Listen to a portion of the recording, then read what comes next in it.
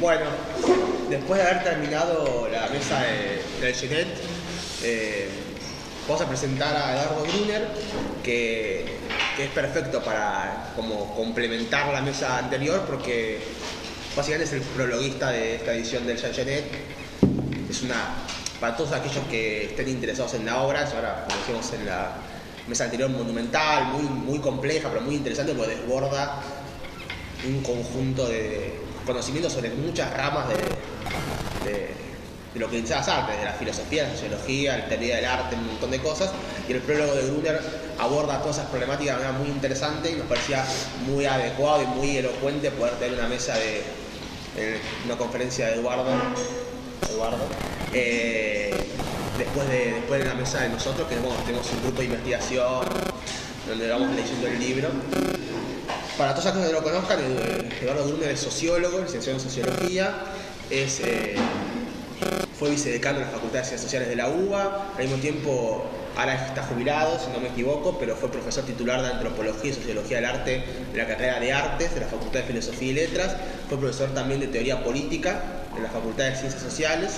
Además es escritor de muchos libros, entre otros Un género culpable en 1995, Las formas de la espada en 1997, El sitio y la mirada en el 2000, tiene muchísimos libros, pero además es alguien que justamente tiene la capacidad y la virtud, a mi modo de ver, de abordar muchos temas de manera interdisciplinaria. Entonces es muy interesante escuchar su voz, así que bueno, así no le saco mucho tiempo, las dejo con él. Muchas gracias. Bueno, buenos días. Muchas gracias a Tomás por esta invitación y al Círculo Sartreano en su conjunto. Fue una gran alegría para mí enterarme de que existía semejante cosa en la Universidad de Buenos Aires. Yo que siempre me quejaba del ninguneo, como se dice, de Sartre. Yo voy a leer un texto que preparé para la ocasión. No suelo hacer esto, me gusta más improvisar, pero tanto Sartre como esta situación me intimidan un poco. De verdad creo que cualquiera de ustedes que están ahí sentados sabe de Sartre más que yo. Lo digo en serio, no es falsa modestia, simplemente quiero decir que ustedes están muy dedicados, ponen mucha energía en eso, y yo soy tremendamente disperso y, como decía recién Luciano, me ocupo de demasiadas cosas. De manera que escribí este texto. Brevísimo preámbulo. Saben ustedes que Freud escribió muy poco, muy fragmentariamente y muy al pasar sobre el mito de Edipo y menos aún sobre Edipo Rey de Sófocles. Uno dice, qué raro, ¿no? Bueno, simplemente la explicación, me parece a mí, es que el caso de Edipo no es para Freud un mero caso de aplicación de su teoría, sino que toda su teoría sale de ahí. Entonces, como diría Borges, en el Corán no hay camellos, no necesita Freud estar hablando todo el tiempo de Edipo, ¿cierto? Y yo creo que algo semejante pasa con Sartre y el problema de la moral. Siempre se dice, bueno, Sartre no escribió finalmente su tratado sobre la moral, están los cuadernos, adminículo muy de moda en estos días, por otra parte, también fragmentarios, inacabados, incompletos. Uno dice, vaya novedad, ¿no es cierto?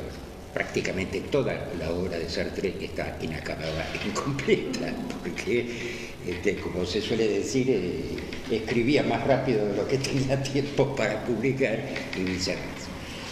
Y entonces yo creo que sucede esto, el problema de la moral, subrayo varias veces esta palabra problema porque, bueno, hay un famoso texto de Janson, ¿no?, que seguramente todos ustedes conocen, que se llama así, el problema de la moral en el pensamiento de Sartre. Creo que Janson pescó bien, su título no es inocente, que para Sartre la moral es un problema, no algo que está digamos, resuelto de antemano. Entonces, como la cuestión de la moral atraviesa toda la obra de Sartre de una u otra manera, el texto que les voy a leer empieza por otro lado. Quisiera empezar por una de las obras de teatro más complejas y extrañas de Sartre, que se llama El diablo y el buen Dios. En fin, se llama así en francés. En castellano se llama El diablo y Dios. Por alguna razón, el traductor creyó prudente retirarle el epíteto de bondad a Dios. Quizá le pareció redundante. Ya sabemos que Dios no puede sino ser bueno. Pero claro, ese ya sabemos, ese dar por descontada la bondad de Dios, significa tomar partido en una controversia que no tiene nada de obvia. Por otra parte, eliminando la diferencia específica de Dios con el diablo, del cual sí parecería que podamos dar por segura su maldad sin debate alguno, el traductor establece una suerte de equivalencia que hace trastabillar aquella obviedad. Puesto que ninguno de los dos contrincantes merece ir acompañado por un adjetivo, tendremos que pensar que pueden ser intercambiables.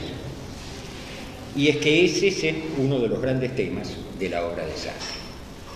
A saber, y para hablar rápido, el del carácter en principio y en abstracto indecidible del lugar que les corresponde al bien y al mal. Pero vayamos despacio. Sería imposible que yo intentara resumir aquí una obra sumamente compleja y cuya representación completa demanda más de 4 horas. Probablemente muchos de ustedes la habrán leído o podrán hacerlo. Permítanme que me concentre por ahora en un breve diálogo que se produce al inicio mismo de la obra entre su protagonista principal, Goetz, y su amante, Catherine. Leo el diálogo. Goetz, arrasaré la ciudad. Catherine, ¿pero por qué? Goetz, porque hacerlo está mal. Catherine, ¿y por qué hacer el mal? Goetz, porque el bien ya está hecho. Catherine, ¿quién lo ha hecho? Goetz, Dios Padre. Yo invento. El personaje Goetz es un mercenario cuya única finalidad, al principio, es hacer el mal por el mal mismo. La acción se sitúa durante las guerras religiosas y las revoluciones campesinas que se producen en Alemania a principios del siglo XVI. Goetz ha puesto su ejército al servicio del arzobispo, que se propone aplastar a sangre y fuego la rebelión de los campesinos. No es que Goetz crea que el arzobispo tiene razón, sino, insisto, que él quiere hacer el mal, sin importarle las motivaciones concretas para ello. No obstante, en un determinado momento lo asalta la duda y se pregunta si no debería operar en sí mismo un giro radical y dedicarse a hacer el bien. Puesto que Dios no le envía señal alguna en uno u otro sentido, no sabe cómo resolver el dilema. Y entonces le propone a Catherine jugar una partida de dados. Si gana, seguirá haciendo el mal. Si pierde, hará el bien. Primera constatación extraordinaria. Hacer el bien o el mal depende de un azar, o, para decirlo en jerga propiamente sartreana, de una contingencia. Segunda constatación extraordinaria. Goetz hace trampa para perder. Es decir, transforma la contingencia azarosa en una elección necesaria.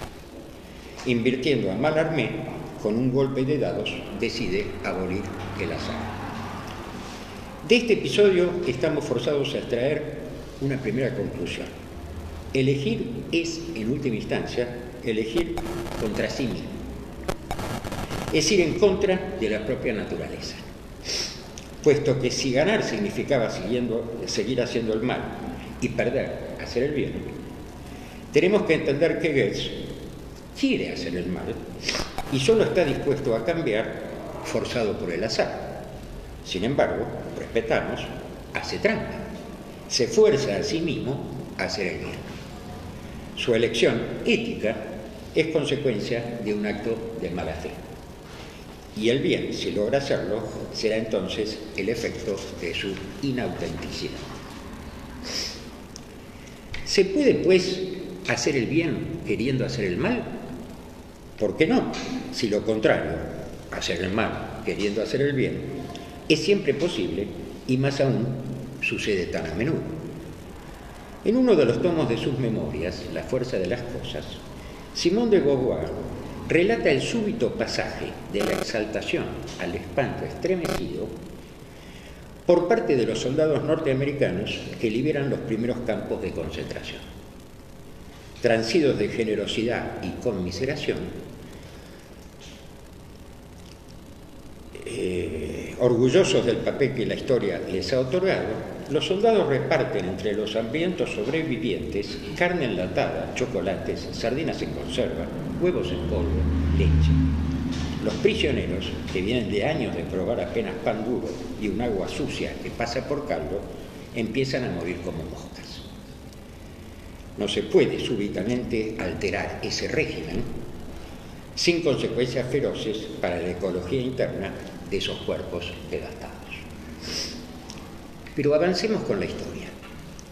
Ahora lo tenemos a Goetz del lado del bien, fundando una comunidad utópica, la Ciudad del Sol, basada en el amor y la igualdad, con las tierras fértiles en manos de los propios campesinos, y donde reinan la paz, la libertad, la amistad y la belleza. Como ya dije, no tengo tiempo aquí de relatar todos los avatares que se precipitan. Limitémonos a decir que todo termina en un desastre apocalíptico. ¿Qué es lo que ha sucedido? Meditando sobre ese resultado, Goetz tiene, no encuentro otra manera de decirlo, una súbita iluminación.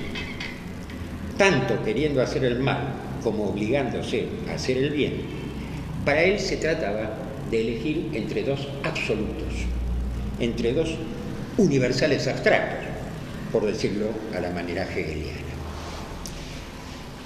Desde ya que no es la primera vez que aparece en Sartre la cuestión, por supuesto en su filosofía, pero incluso en su dramaturgia. El propio autor ha declarado que consideraba el diablo y el buen Dios como una nueva versión de las manos sucias, donde el bien intencionado intelectual burgués Hugo se le presenta el dilema de obedecer o no la orden de una sección del partido de matar a Herder.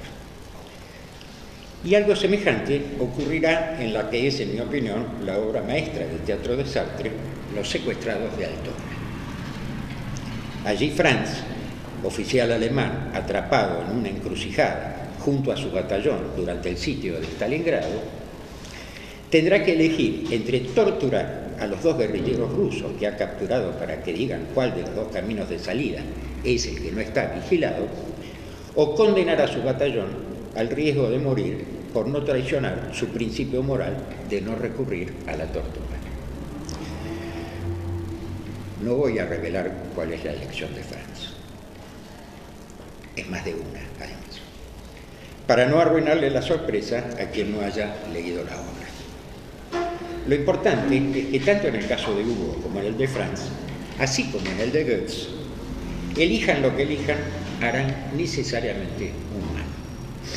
Y eso es porque para ellos el bien y el mal, repito, son dos valores absolutos con los que hay que contar de antemano, porque están hechos de una vez para siempre, aunque no siempre sea evidente su contenido preciso.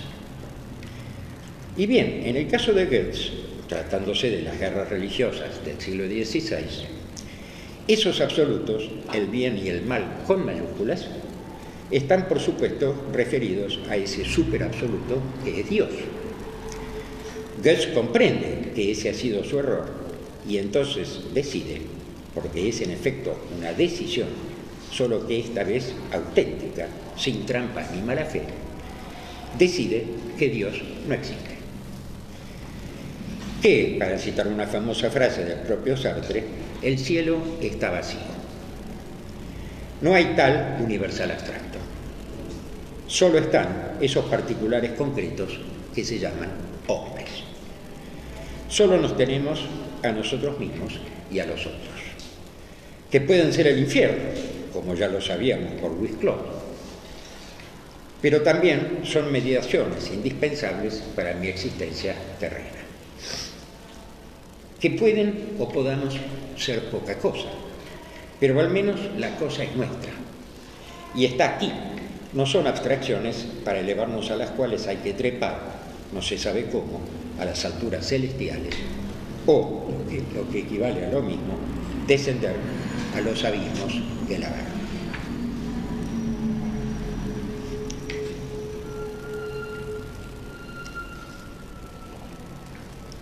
Una vez hecha esa elección, el siguiente paso de Goetz casi diríamos que se desprende naturalmente. Vuelve como Aquiles al ruedo de la guerra, solo que ahora se pone de parte de los campesinos. Esto es importante, elige una parte y no el todo abstracto que significaban el bien o el mal con mayúsculas. O sea, como se suele decir, toma partido, se compromete. Se pone de parte de los campesinos y organiza para el combate a las masas rebeldes. Es decir, pasa a la acción política, donde siempre existe el riesgo de hacer el mal queriendo el bien, pero donde la responsabilidad que implica ese riesgo es toda mía y no la recibo pasivamente desde arriba.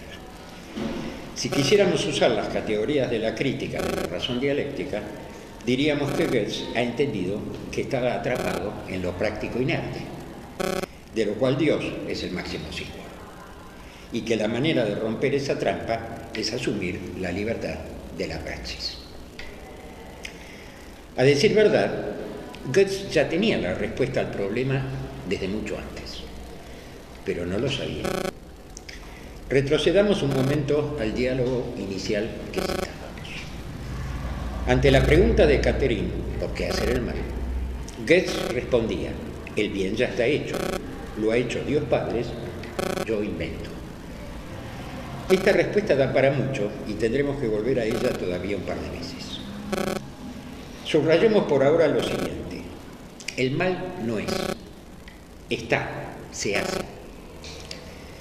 Se dirá que el bien también, pero él ya está hecho. No tiene vuelta atrás, es una presencia inconmovible en el mundo. En todo caso, nos limitamos a reiterarlo. El mal, en cambio, es algo siempre por azar. Por otra parte, Sartre no descuida su tipografía. Catherine enuncia el mal con mayúsculas. Es muy notable eso en el texto. Como lo hace Goetz con el bien. Goetz no. Ignoramos cómo se podría hacer escuchar esta diferencia en la puesta en escena. Es todo un problema. De cualquier manera, la minúscula es de Sartre.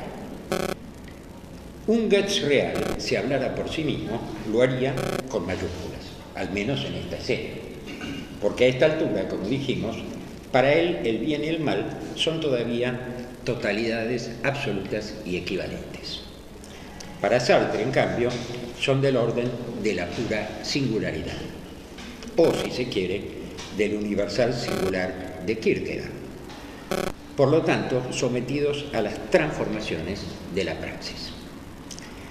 Sartre se inmiscuye aquí, inesperadamente para él, se podría pensar, en una controversia teológica. Se dirá que evidentemente está obligado a hacerlo, porque el contexto histórico de la obra lo demanda.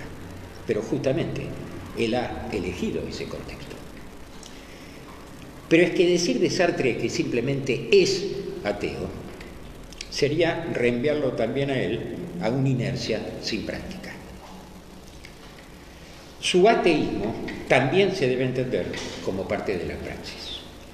En una entrevista con Claude Lanzmann, que ustedes pueden ver en YouTube, Sartre sostiene que, dado el peso que la figura de Dios sigue teniendo sobre nosotros, por más que Nietzsche haya decretado su defunción, el ateísmo tampoco puede ser descontado como un dato originario.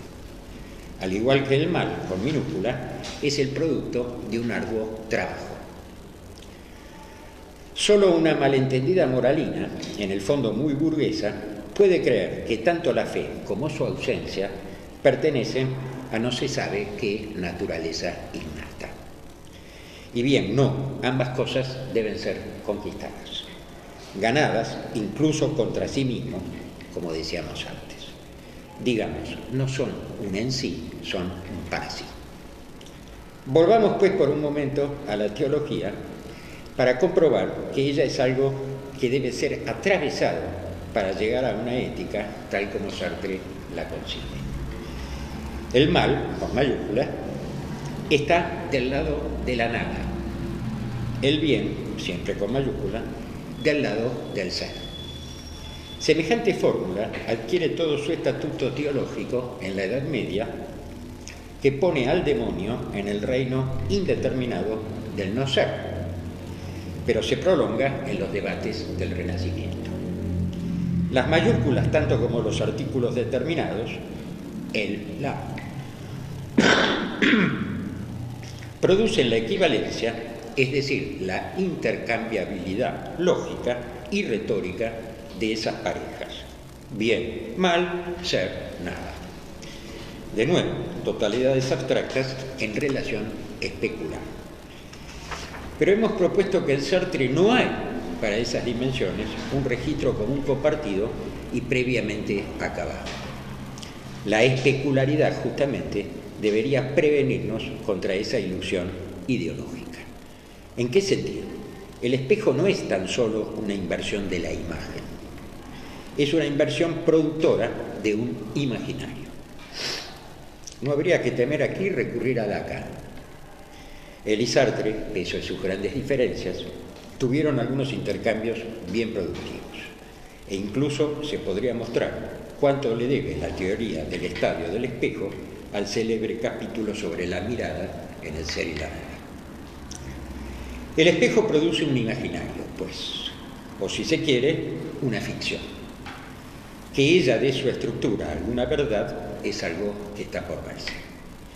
La referencia está aquí más que autorizada, ya que la distancia que va del personaje Goetz diciendo mal con sobreentendida mayúscula al autor Sartre escribiendo la palabra con minúscula es una diferencia literaria. Ahora bien, la relación entre la literatura y el mal ha sido, por supuesto, tematizada incluso desde un título explícito y famoso por Georges Bataille. Los autores implicados son más o menos, aunque no siempre, previsibles. Émile Brontë, Baudelaire, Michelet, Blake, Sade, Proust, Kafka, Jean Genet. No tenemos tiempo aquí de analizar ese opúsculo, pero no podemos dejar escapar algo. Acabamos de mencionar a Genet. Y venimos de la relación especular entre el ser y la nada. ¿Hace falta decir con quién volvemos a tropezarnos? Es Sartre quien probablemente haya destilado en su Saint-Genet, comediante y mártir,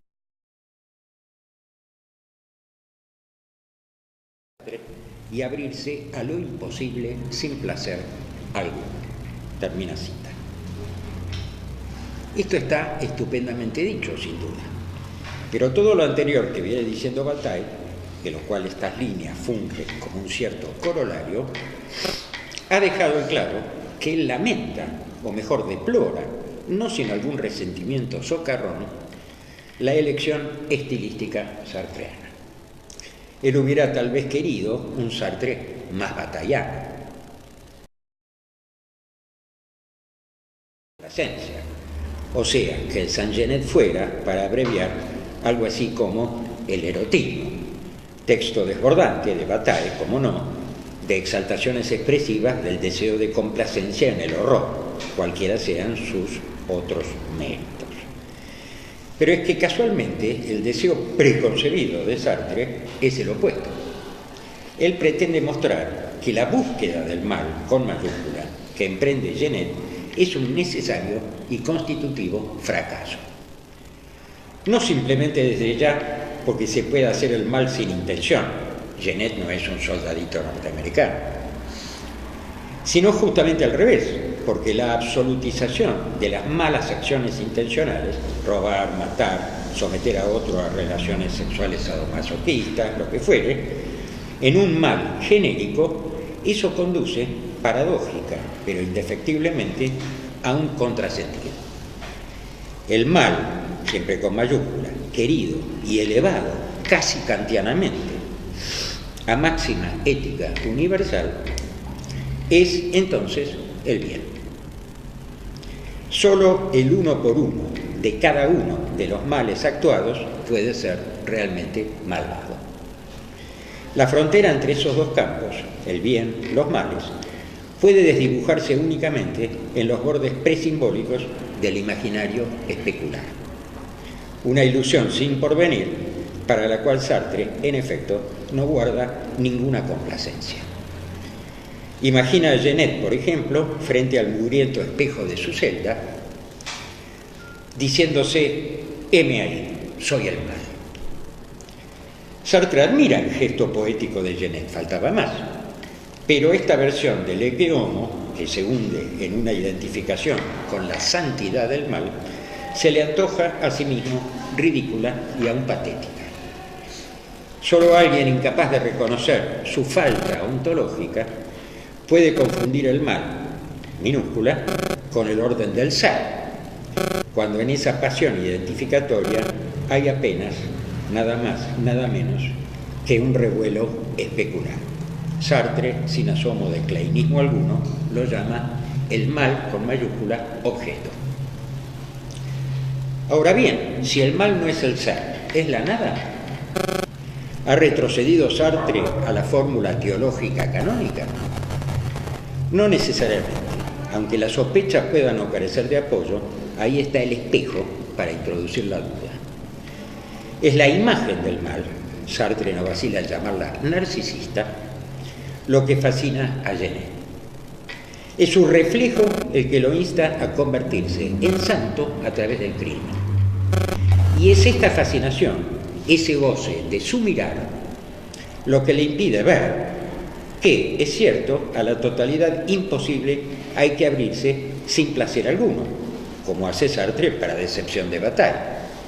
Vale decir, admitiendo precisamente su imposibilidad antes de zambullirse en el sentimiento oceánico de la serie del mal, el ser, el todo.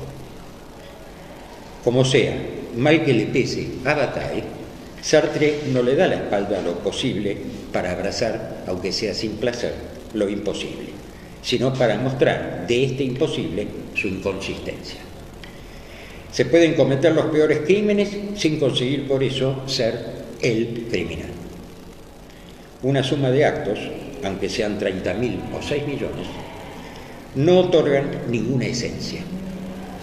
El que piensa habérsela constituido y cree reconocerse en ella, el que dice nosotros, los criminales agentes del mal, como quien dice nosotros los médicos o lo que fuera, ya es, por mucho poder que tenga, un esclavo. Sartre lo dice con una expresión magnífica. Cito: ese nosotros es su yo, criatura que le chupa la sangre. En lo que a mí respecta, me aparto de ellos si puedo. No me gustan las almas habitadas.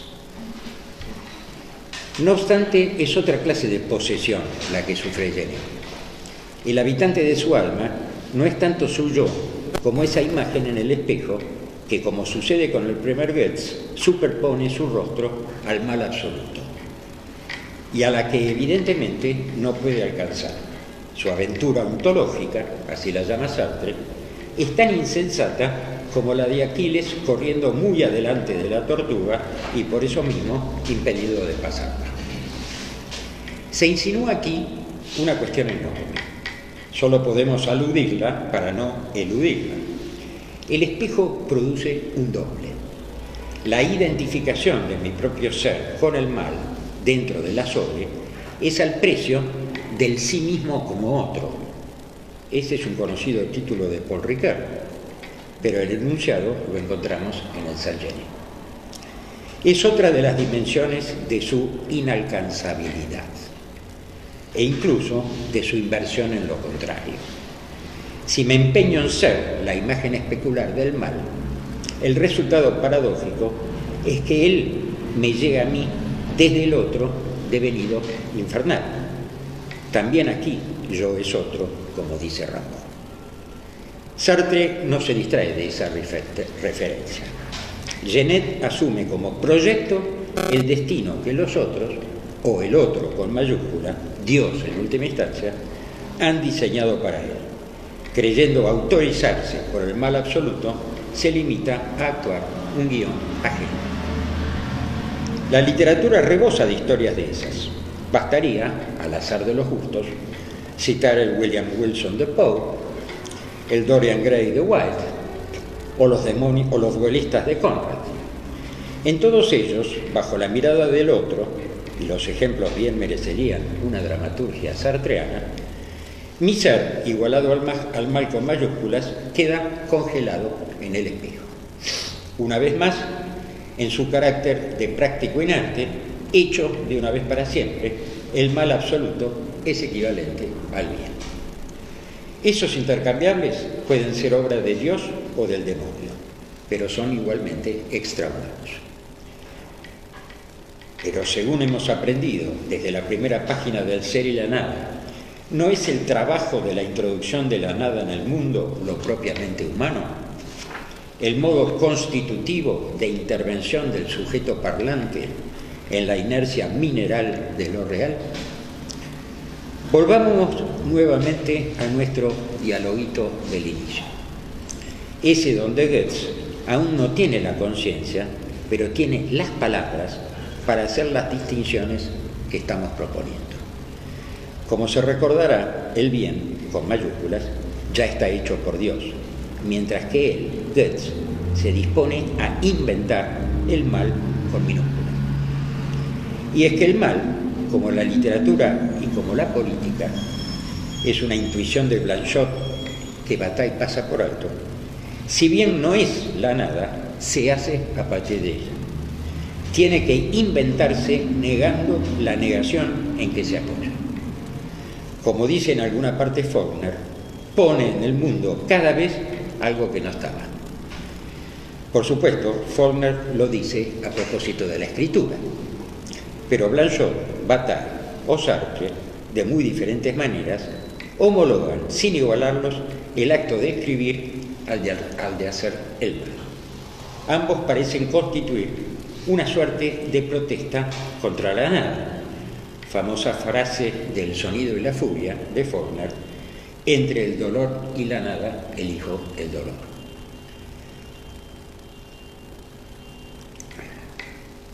Hago un alto porque me acuerdo de una película de Godard, la primera película de Godard, Sin aliento. No sé si ustedes la vieron, pero hay una escena donde Jean Sever le cita esta frase de Faulkner a Belmondo. Y Belmondo, muy despreciativamente, dice: ese Faulkner es un pequeño burgués cobarde. Yo hubiera elegido sin vacilar la nada.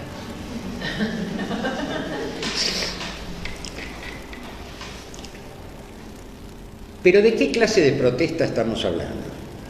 David Cooper hace, a propósito del Genet de Sartre, una observación muy sugestiva. Cito: a diferencia de los filósofos contemporáneos como Camus, que creen haber descubierto el absurdo en el mundo y del hombre en el mundo, Genet encuentra que el mundo está demasiado henchido de significación. O sea, lejos de abismarse en la abstracción del absurdo, Genet hace el mal y escribe para retirarle al mundo un poco de su excesivo sentido. Introduce en ese imaginario, diríamos, una pizca de nadificación. Un desgarrón en el orden espeso de las cosas, hubiera dicho Foucault. Pero que no alcanza, sin embargo, y ese es el fracaso del que habla Sartre, para licuar su imagen solidificada en el espejo del otro.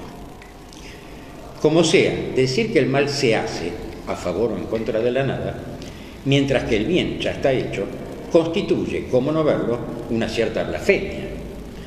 Para la tradición teológica, por supuesto, el mal también ya está hecho de una vez para siempre.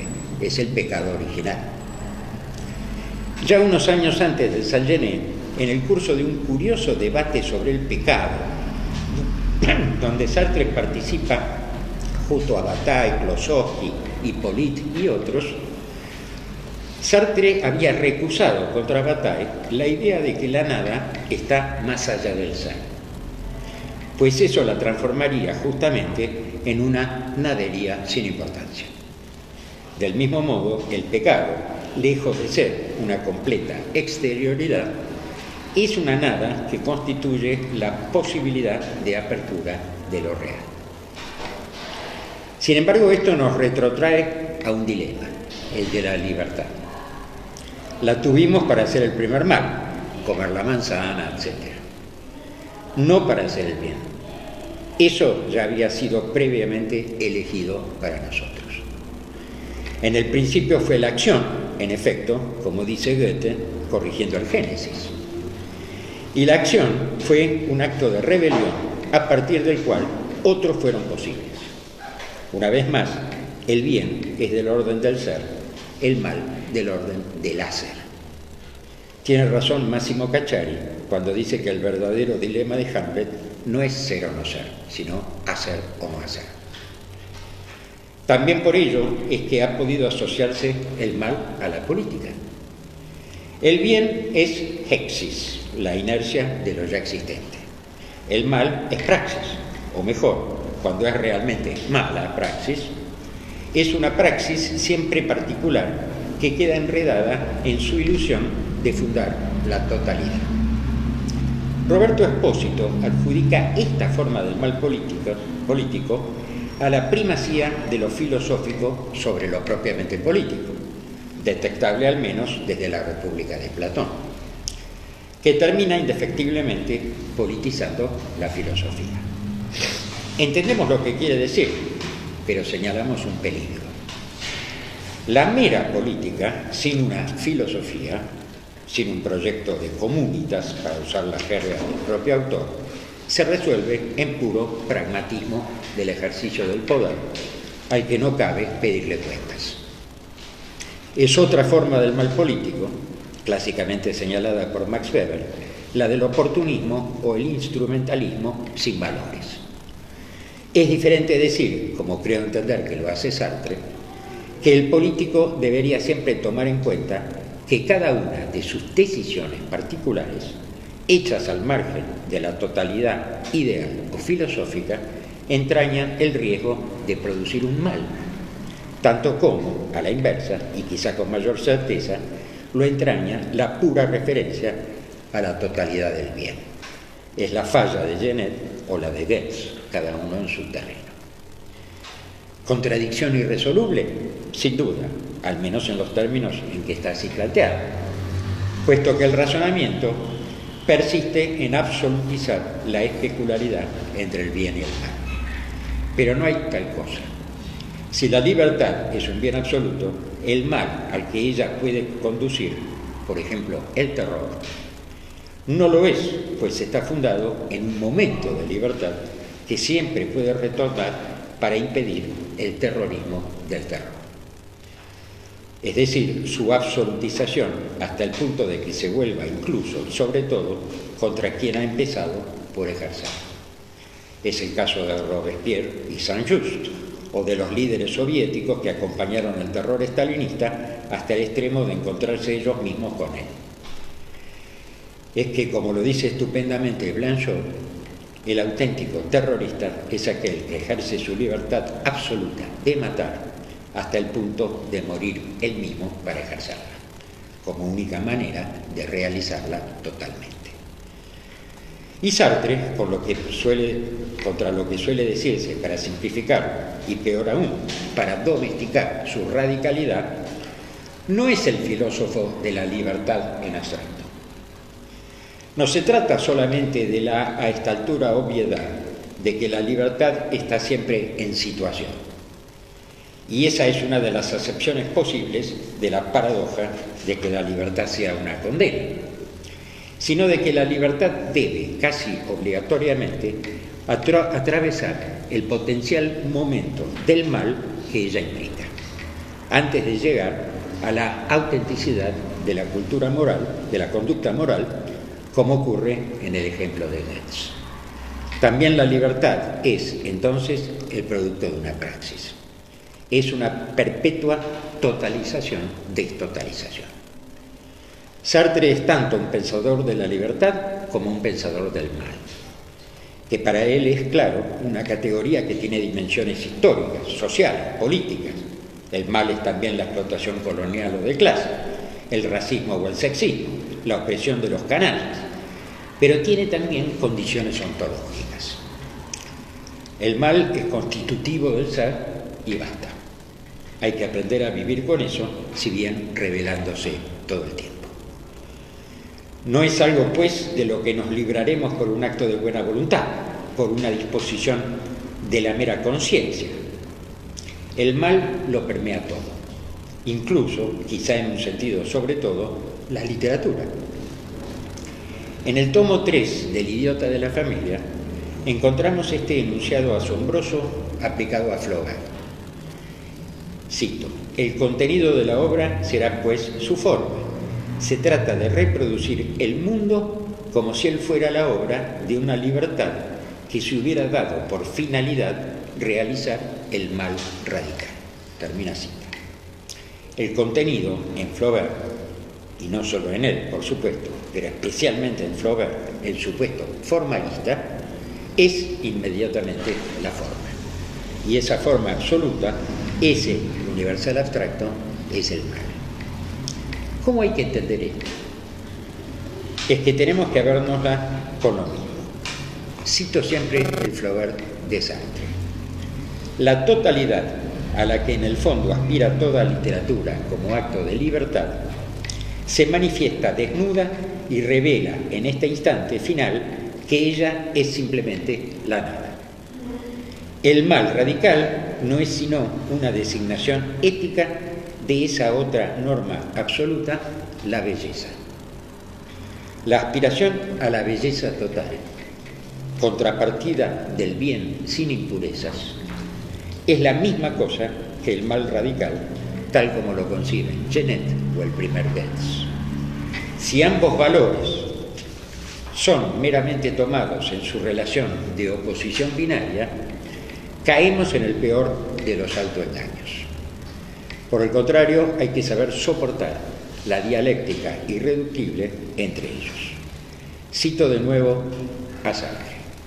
Como el mal no puede identificarse con el ser en tanto ser, que es pura positividad, ni tampoco al no ser, que tomado como tal es inexistencia pura e incualificable, es necesario que el mal resida en el movimiento dialéctico que va del uno al otro.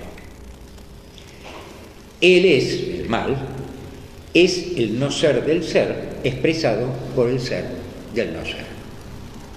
El no ser del ser es el resultado profetizado de la totalización cuando ella se encuentra todavía en curso. El sentido de la historia narrada en tanto quedan personajes para vivirla y que se la presente a través de sus pasiones tumultuosas. Termina la cita. Escúchese, en relación a esto, el enunciado final del Genet. Traducido esto en el lenguaje del mal, 2 puntos. El bien no es más que ilusión. El mal es una nada que se produce a sí misma sobre las ruinas del bien. Cuando hace un momento hablábamos del mal como ontología, entonces hay que entender que eso significa un modo de ser de la historia, actuado en el permanente movimiento progresivo-regresivo que le imprime la praxis. Parafraseando al propio Sartre, hablando de Marx, digamos que este sigue siendo el horizonte irrebasable de nuestro tiempo. Lo práctico inerte de la alienación burguesa ha alcanzado un punto de saturación tal que requerirá una nueva forma de praxis para reiniciar el ciclo.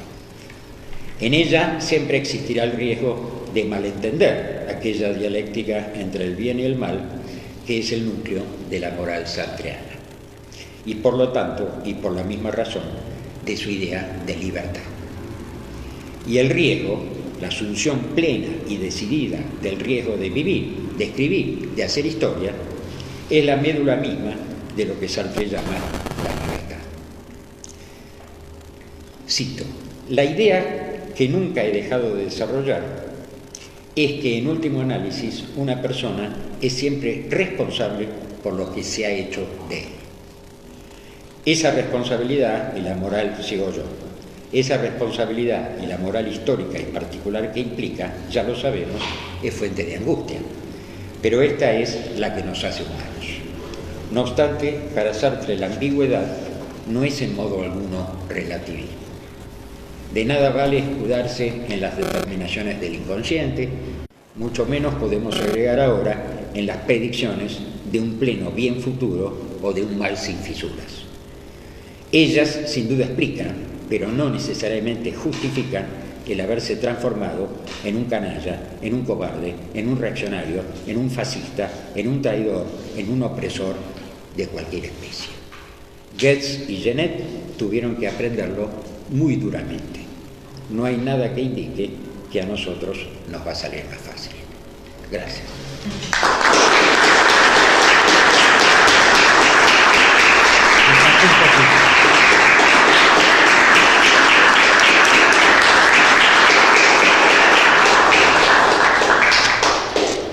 Bueno, tenemos ahí 10 minutitos, 10 minutitos. Va, metemos, 15, genial.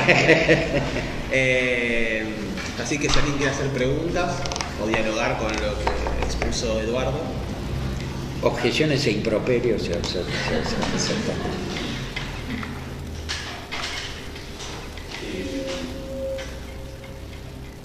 Excelente posición. Lo que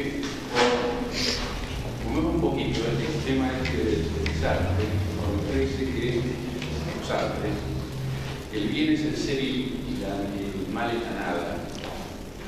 No dije que Sartre dijera eso, ¿eh? ¿Es su interpretación? No, yo estaba citando una controversia teológica para después mostrar cómo Sartre está en otro lado respecto de esa equivalencia. Bueno, por ahí no. Porque no me cerraba el tema de que, claro, por supuesto. el mal es la nada, por supuesto.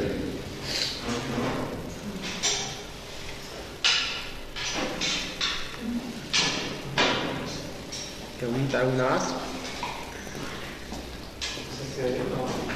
Yo tengo quizás una pregunta un poco detallista y superficial, ¿no?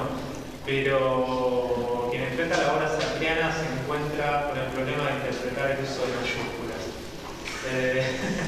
Ayer, por ejemplo, en una de las mesas yo puse sobre la náusea, en la discusión entre el autodidacta y el Rocatán, aparecen las mayúsculas cuando el protagonista le dice al autodidacta que el hombre no existe en mayúscula, la justicia, el amor entre el hombre y la mujer, y ahí se entiende muy bien esa mayúscula, por lo menos yo la entendí, como se utiliza la grafía para señalar que estamos hablando de una idea platónica cuando estudiamos el pensamiento platónico, ¿no? Sí, un universal abstracto, diría. Un universal abstracto. En el caso de El diablo y el buen Dios, aparece también el bien y el mal como universal abstracto.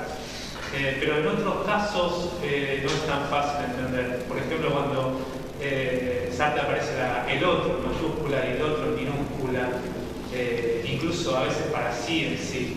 Si usted tiene alguna interpretación al respecto. No, francamente no, pero es un problema bien interesante, por eso me llamó la atención en el caso del diálogo que citábamos ese deslizamiento, digamos, de la mayúscula a la minúscula escrita, solo se puede entender leyéndolo, ¿no? Por eso yo decía, ¿cómo se escucha eso sobre la escena teatral? Pero está muy bien trabajar sobre eso porque, por ejemplo, esa frase que yo recuerdo bien, que vos citás de la náusea,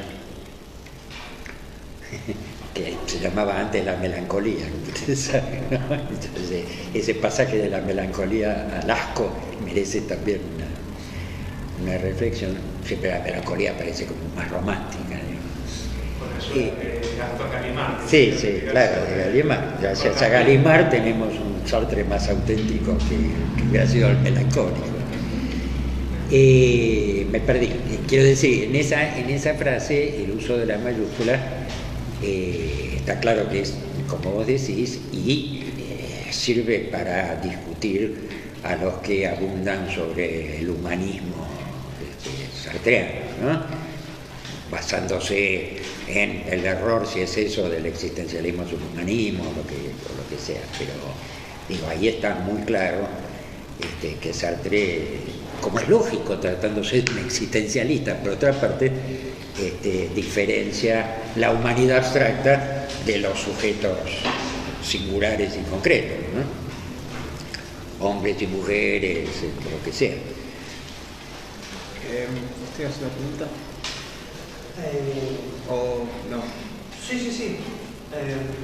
Bueno, primero, gracias porque la conferencia creo que nos mostró a todos la coherencia que hay en la obra de Sartre y problemática, incluso en etapas que parecen muy disímiles, como el de la nada y la crítica de la razón dialéctica, están atravesadas, ¿no?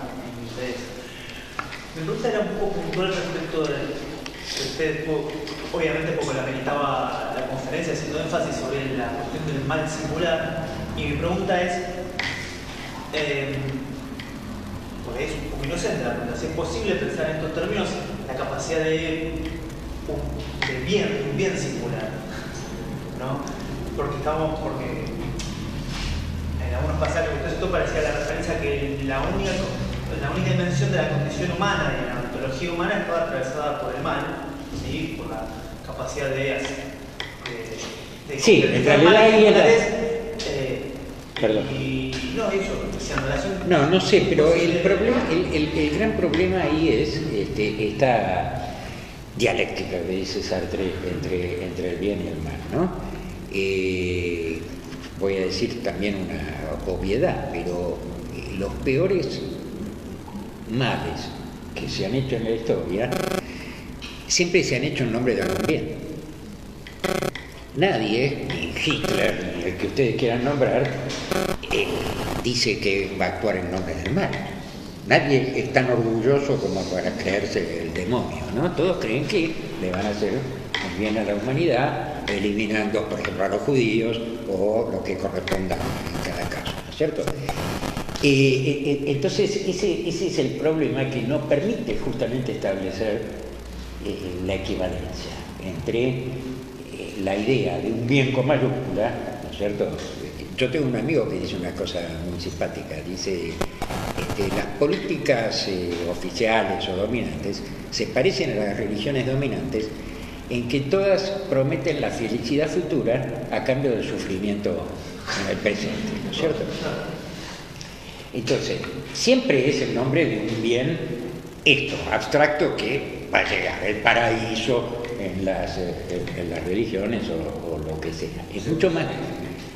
El segundo semestre el segundo semestre, claro, el segundo semestre, bien.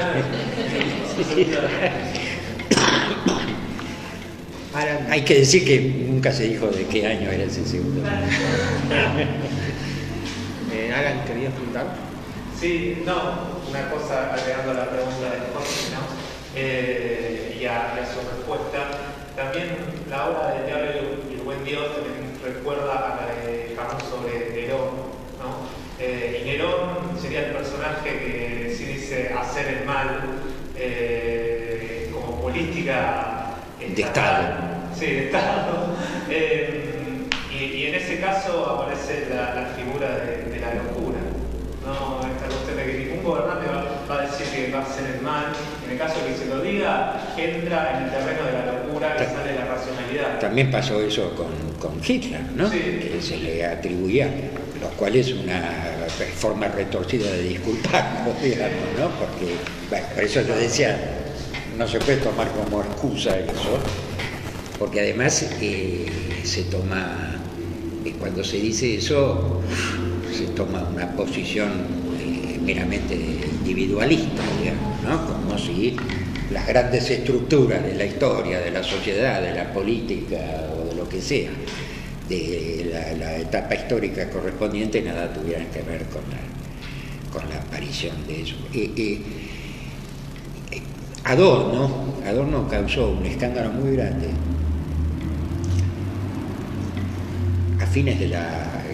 estábamos a fines de la Segunda Guerra Mundial, todavía no había terminado la guerra, cuando comparaba las fábricas capitalistas, el funcionamiento bajo la racionalidad instrumental, etcétera, etcétera, de las fábricas capitalistas con Auschwitz.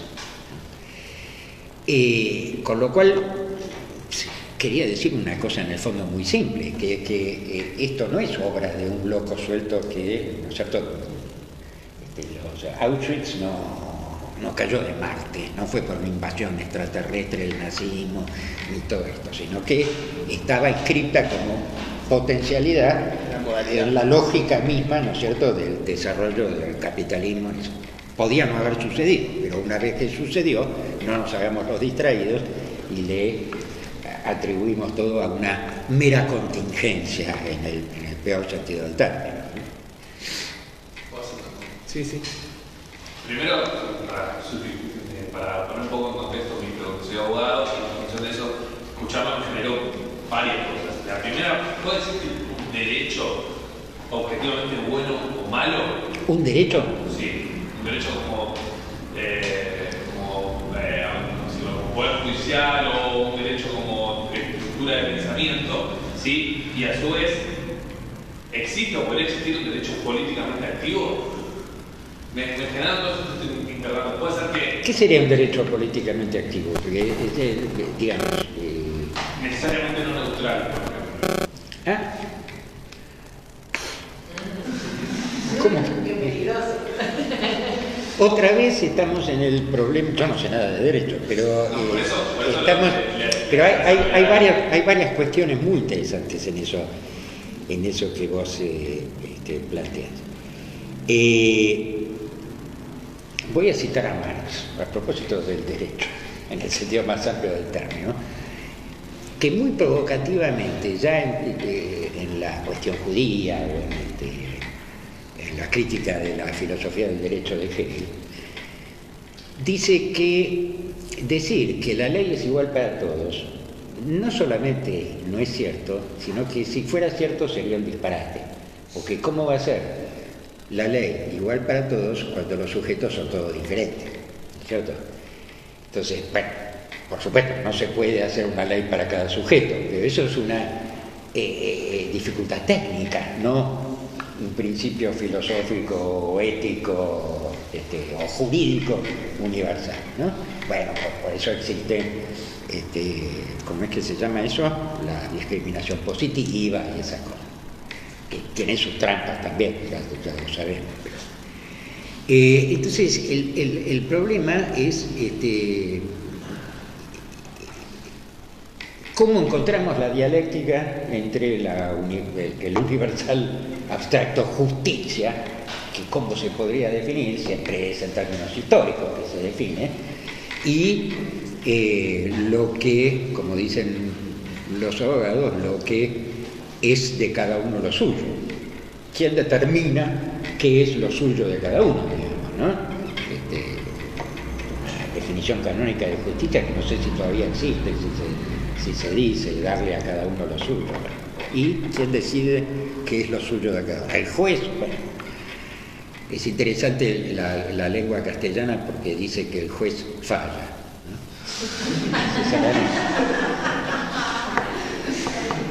Y la ley, qué sé yo no puedo pensar la ley en términos jurídicos, para mí es de otra dimensión, filosófico, antropológico, no sé cómo decirlo.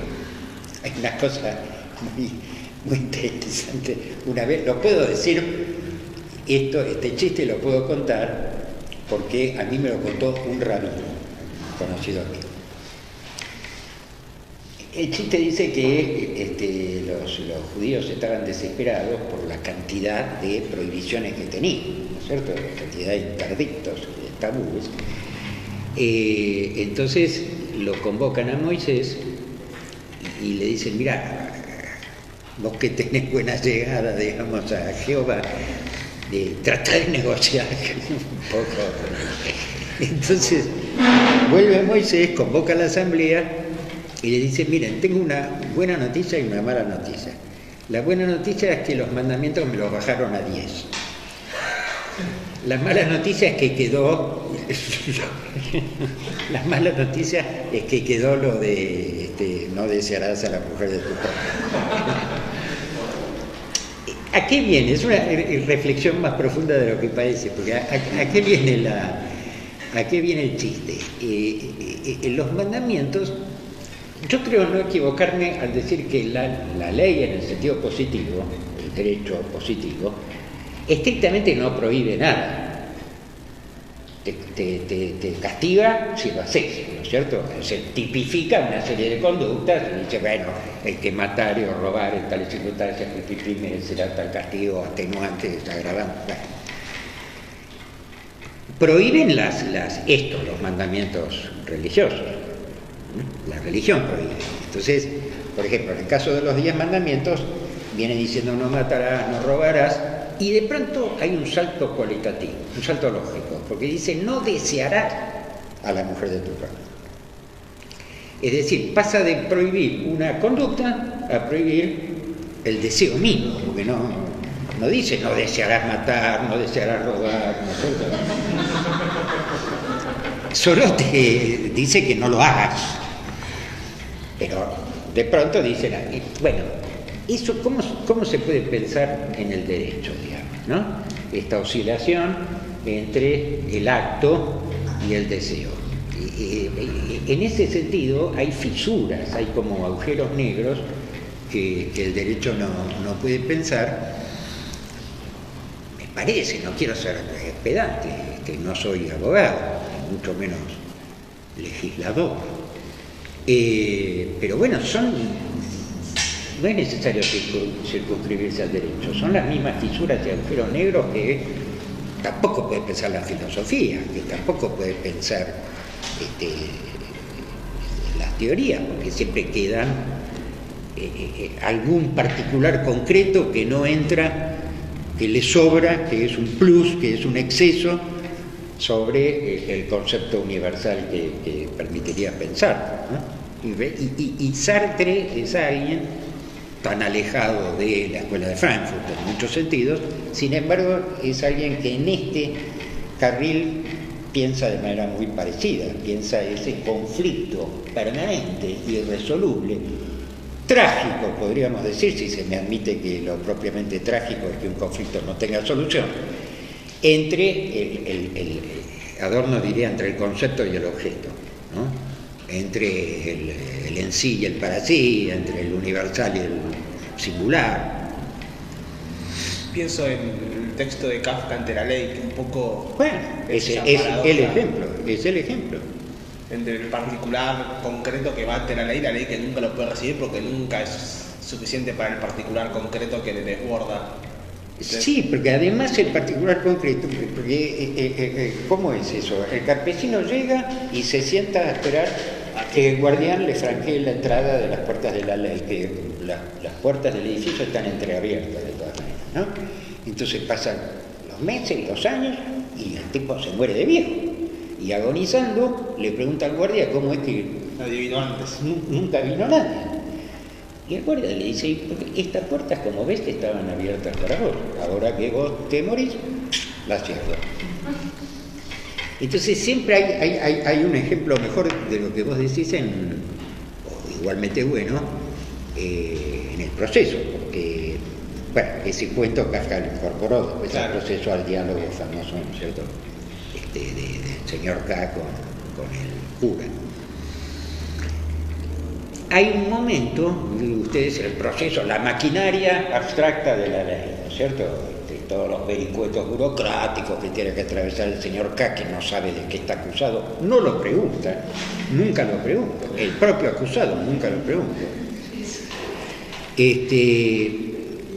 Y en un momento es convocado al tribunal. Entra en el tribunal y se encuentra con un espectáculo dantesco, digamos, el público que está ahí lo escupen, se burlan de él, lo insultan.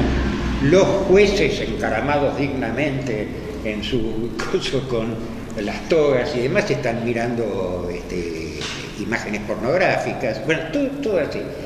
De pronto aparece en medio de la maquinaria universal abstracta esa obscenidad que es la otra cara de la idea abstracta de la ley o de la justicia, ¿no es cierto? La obscenidad de la singularidad de lo que realmente pasa en la historia, más allá de lo que diga la ley. Entonces otra vez estamos en esa permanente tensión. ¿Alguna otra pregunta? ¿Una más, la última? Sí, más que una pregunta es un comentario. Estoy trabajando sobre los personajes de Art, la maldad de ¿De Art? Sí. Y bueno, siguiendo a Sota, ¿no? En su ficción, y la verdad es que esto lo veía porque todo el complejo del espejo no me terminaba de llegar de todo claro a qué se refería y esto me ha servido. Muchas gracias. Bueno, no, gracias a vos, porque esa es la satisfacción. Es notable lo que hace. Mazzotta escribe de nuevo el San Genet, ¿no? Claro, me di cuenta de que ayer y hoy me di cuenta. San Genet porteño, digamos. Él lo decía, yo lo conocí un poco a Mazzotta y no tenía problema con eso. La famosa frase de hay que pensar como Sartre y escribir como Merleau-Ponty, o al revés, no me acuerdo.